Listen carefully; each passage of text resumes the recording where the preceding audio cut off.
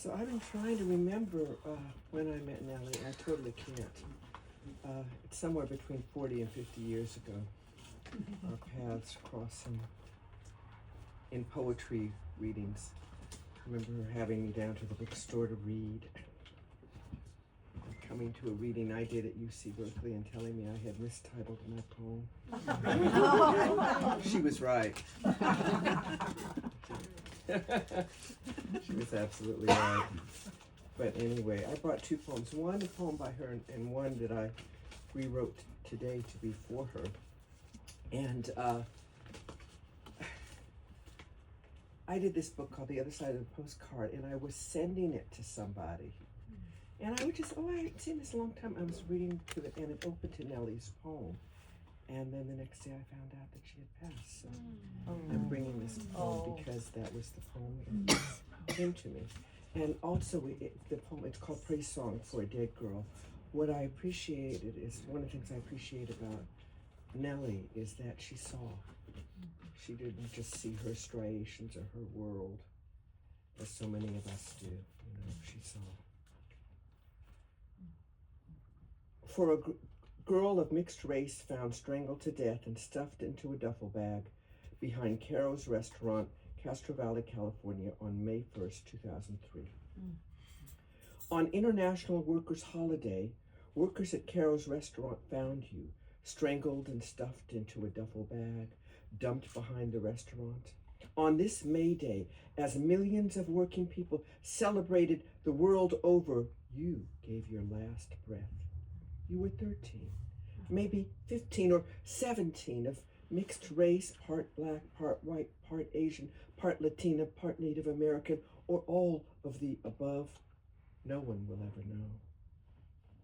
No one has claimed you, no mother or father, no uncle or aunt, not even a loving grandmother, a teacher, a next-door neighbor. What did you do, dear sister, except try to live, to study algebra, U.S. history, or even computer science, to swim or play tennis, to while away hours listening to Eminem, Christina Aguilera, Nellie? Perhaps you loved to dance, played jigsaw puzzles, babysat, tried pot, waited on tables, peddled handmade necklaces of rhinestones on Market Street in San Francisco. Perhaps you ran away from home to escape abuse, arriving in California to lose yourself, to find a new identity. Now a man, a gardener with a teenage daughter, has come forth to honor you, to bury you. An anonymous donor is paying for your burial clothes. And at your memorial service this hot July, your newfound friends will say farewell to you, a girl with no name, who simply lived until a pair of enraged hands decided your demise.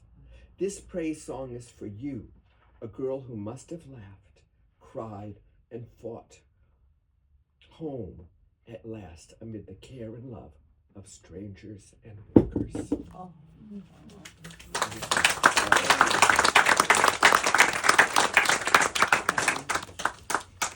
I always talk about, staying on the long road, I have to say, when I was a teenager and Black Power movement and all, we thought we were going to have it all solved. We were convinced.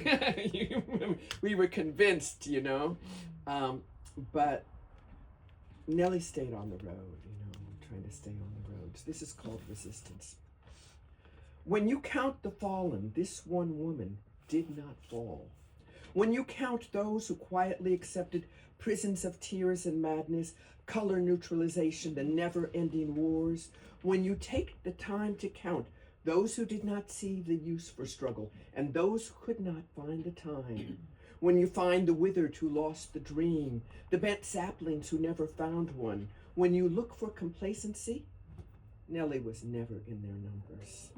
She refused to throw up her hands in despair.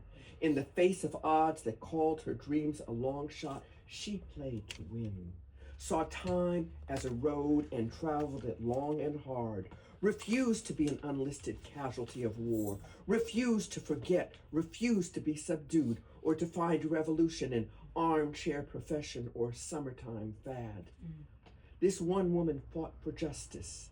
This one unmiracle maker is going to be a part of the dream when it happens. We'll be a spirit catcher. We'll struggle for the dream when the body fails, when the heart stops. When you count the fallen, Nellie Wong will not be in their number. Oh, wow.